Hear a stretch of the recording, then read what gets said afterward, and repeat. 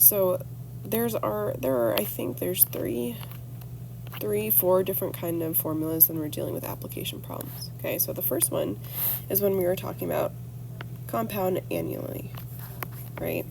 It says suppose that a principal of P dollars is invested at an annual rate R that is compounded annually. Then the amount A after T years is given by this equation. A is equal to P in parentheses 1 plus R to the power of T. Okay, so in your setup, you're going to have to find P dollars, you're going to have to find the rate, and then for T, in this case, it's years. Just so you know, the rate, you're going to have to go and change from percentage to a decimal. Okay, and that's for every single one of the rate problems. Okay, so let's go ahead and do example 2. So it says, suppose you place $1,000 in a certificate of deposit, so a CD. Hopefully you guys know what those are. At an interest rate of 10%. How much will be in the account at the end of 3 years? So when I'm looking at it, right, I'm placing the initial amount of $1,000, so that's my P. The rate is 10%, so I do have to change it into a decimal, so that's 0.10. And then it's saying time is equal to 3. So I use A is equal to P 1 plus R to the power of T, and then it's going to plug in what I have. So I have 1,000, 1 plus my rate in decimal form to the third power. And this is when I'm going to go to my calculator. And I'm just going to go and plug that guy in. So I get 1,000 in parentheses. I'm just going to go and say 1.10, right, adding the 1 plus 0.10 to the power of 3. So then I get a total. My unit is dollars. So $1,331. Yowza. My pen is slowly dying. Cool. So that is your answer. Okay. All right. Cool. So same thing for example 3. Now there is another formula. It is the interest compounded n times per year. So this is when we have n times per year. This is different. As you see, it's a different kind of equation or formula, but it's the same exact basis where you have P dollars, that's your initial, the R is your rate. Again, that has to be in decimal format, and then it says n times per year. So n can be different depending on the problem. Okay, so n could be monthly, which I know n is 12, and we're thinking about in terms of years, so there's 12 months in 1 year. Semi-annually would be n is equal to 2. Quarterly, yikes.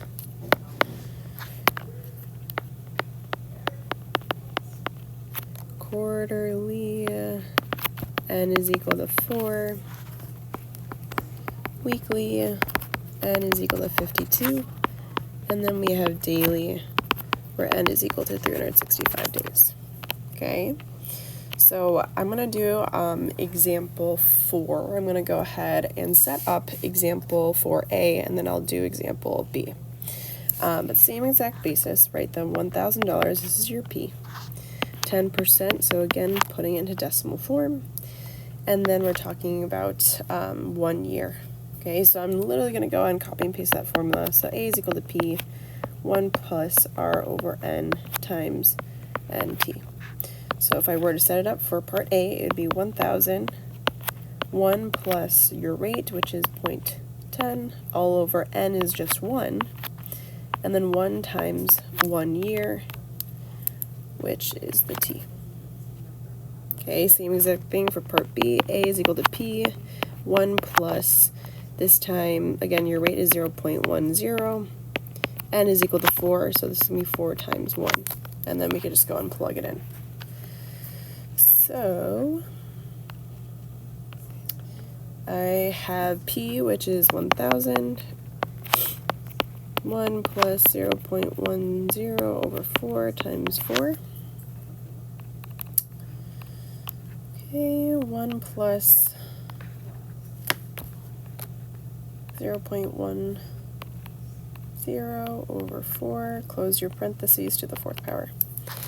And we should get, again, we're in money, so $1,103.81. And that's your answer. Okay. The next page, this is just a table. Just a thing to note is that this is where E comes into play.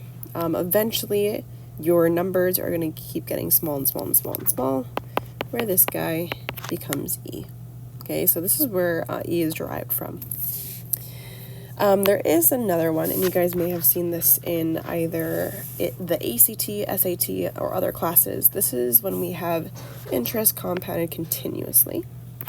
And this is when we have A is equal to P E to the power of RT. So APERT, this is what I kind of call it.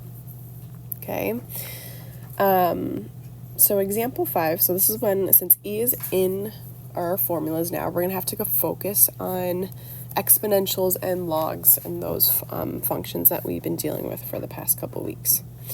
Let's go and try part 5. So a principal of $1,600 is placed in a savings account at 5% per annum? I don't know. Compounded continuously.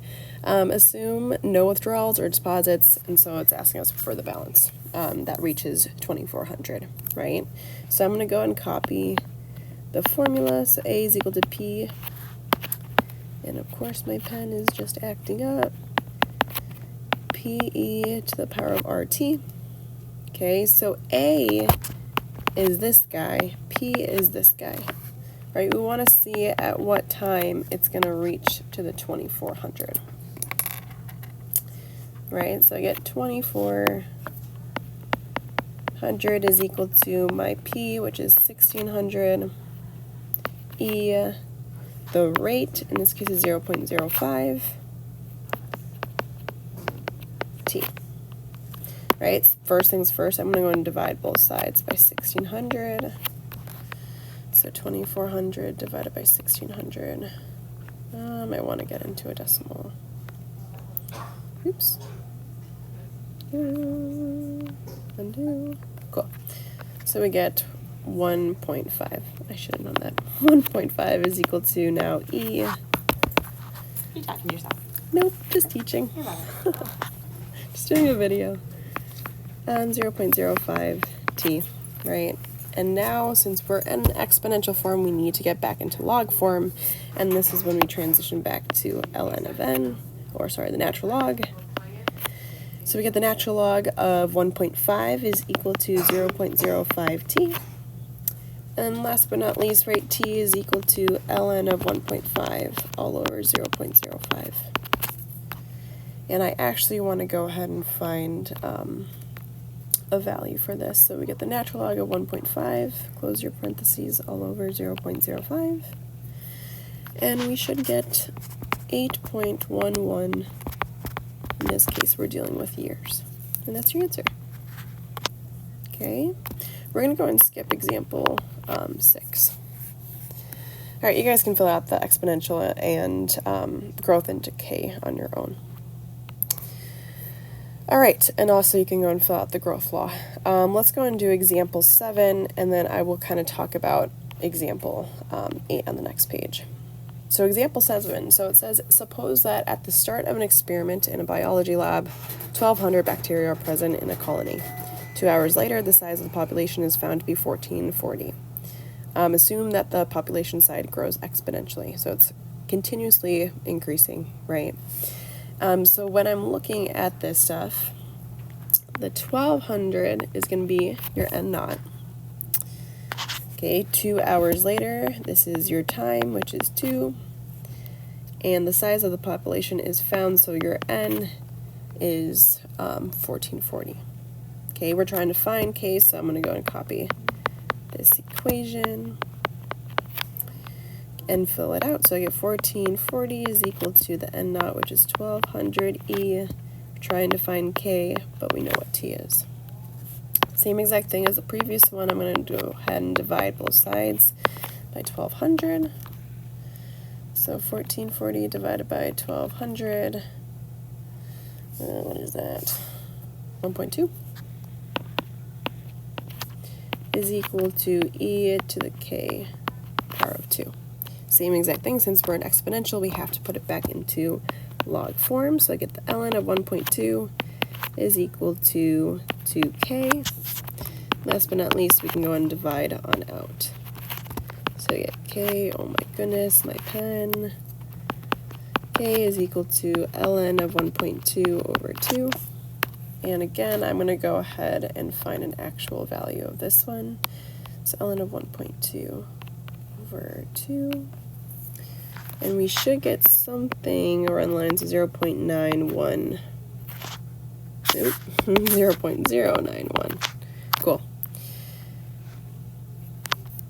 So your answer, I would kind of keep it both in the natural log form and your reduced answer, okay? So for part B, it says how many bacteria were there 1.5 hours after the experiment began. So same exact thing, you're going to use the same exact equation.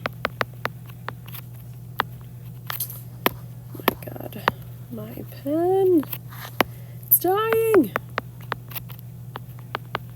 Okay. So we're trying to find the end point, right? So 1200 is my n naught e. Now the k, I'm going to leave it as ln of 1.2 over 2. And again, we're trying to find t. Hi. Oh wait, nope. Sorry, we have t. 1.5. Cool, and then you just plug this guy into your calculator. So I get 1200. I gotta use my e to the power of, let's see, ln of 1.2 over 2 times now 1.5. And we should get an n value of 1375.84. And that's your answer. Okay. Then the last question, right, is asking us when will the population size reach 4,800. So same exact equation, right? Now my n is at 4,800. I still have my n naught of 1,200.